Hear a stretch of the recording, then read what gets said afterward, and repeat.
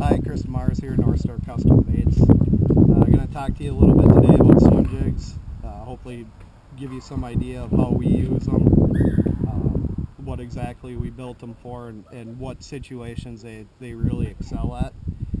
This is the original swim jig. Some of the points about the jig: it's got a light wire, 30-degree hook, lighter weed guard, swept back design. It goes through grass really good. The skirt is not too thick. It's actually kind of a thinned out skirt. And the thing about the light wire hook and the thinned out skirt is when this jig contacts cover and bounce off, they want to roll to one side or the other. With the light wire hook and the lighter skirt, it'll flip itself up right away, and it'll draw strikes when it does that. And we use this jig a lot, open water swimming, swimming off of specific pieces of structure or cover, just basically pinpoint casting it to either a clump of weeds, a clump of pads, something where we're going to be able to contact structure and get a fish to come out of that structure or that cover and strike the bait. And that way, when they're coming out of the structure or the cover to strike the bait, there's really no need for a thicker hook or a thicker weed guard or anything like that. The hook set with these with the light wire hook is basically no hook set. The fish will hook itself. All I do when I set the hook on these is just twist my hips a little bit and screw the fish down basically on the jig, so you don't have to blow the hook out on them or nothing like that. One of the things about these jigs is you can really change up the look by the trailers that you're using. One of the trailers that we really like to use, well actually there's about 3 or 4 different trailers that we really like to use.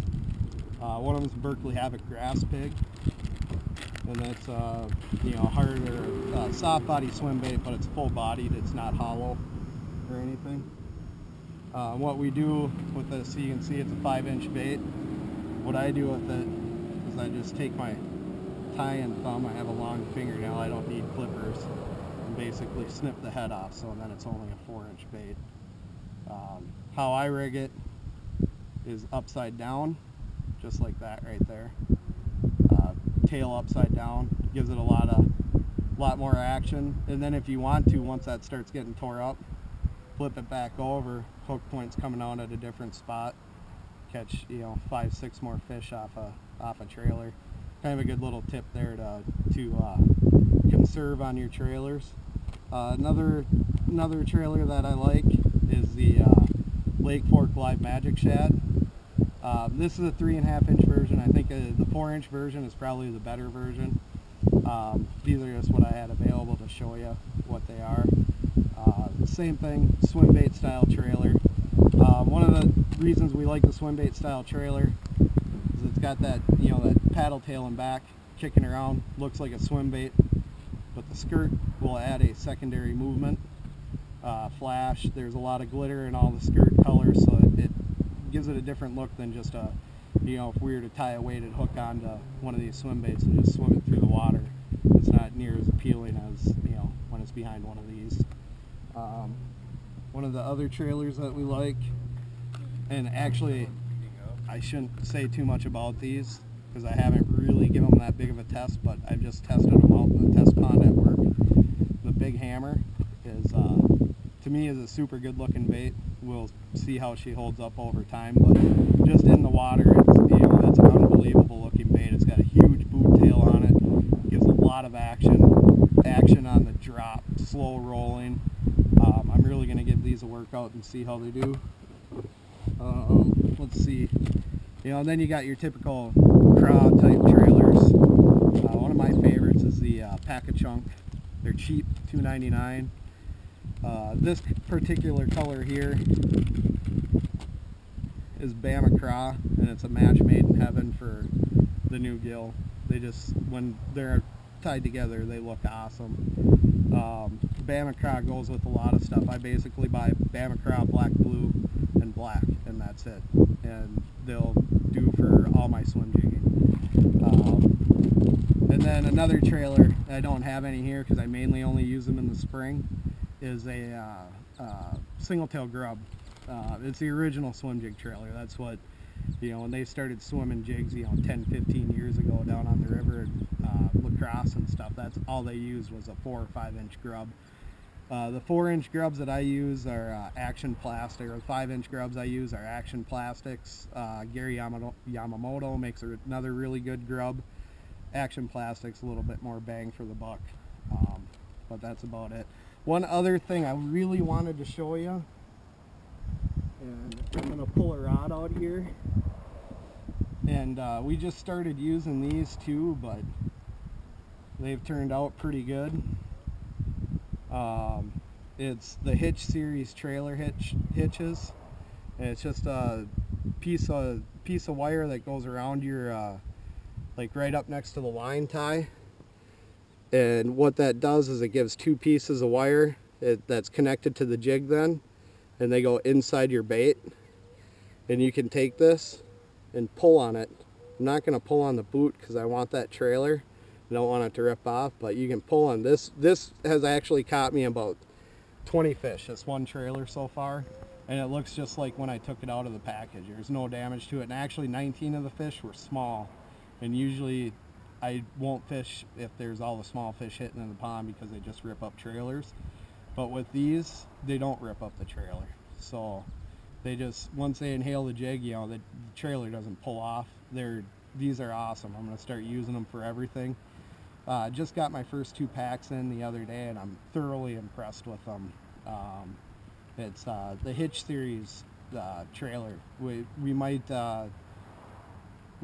think about getting these on our online store too, so just so that we offer them and you guys can buy them.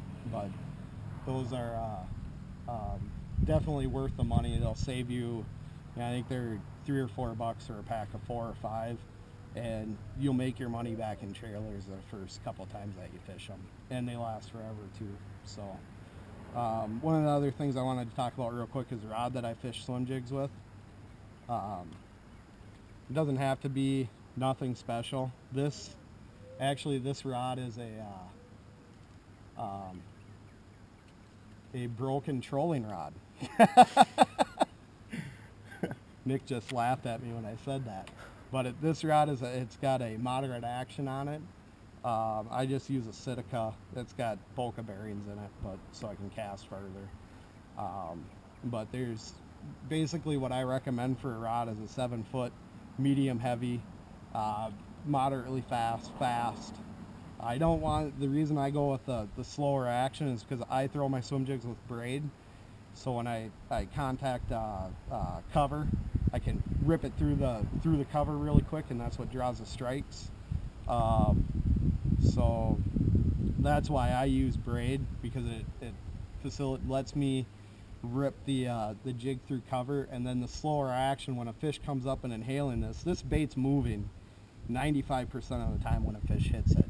So when a fish hits it, if I didn't have the slower action and I was still using braid, I'd be ripping the jig out of their mouth 90% of the time. Because I say that you don't really need a hook set, just a twist of the hips, but I'm kind of I got a quick trigger finger on my hook set, so that's why I use braid and a slower action. I know a lot of people get by with a fast or an extra fast with swim jigs. I can't do it, so that's why I use a slower action. But hopefully today we can answer some questions for you on the swim jigs, and in a little bit we're gonna throw the boat in the water and see if we can get some action shots for you. We'll show you a little bit different types of structure that we throw these at, some different retrieves, and hopefully some fish. We're on Nick's private spot here, so we'll see if Nick produces or not. A lot of pressure. Thanks.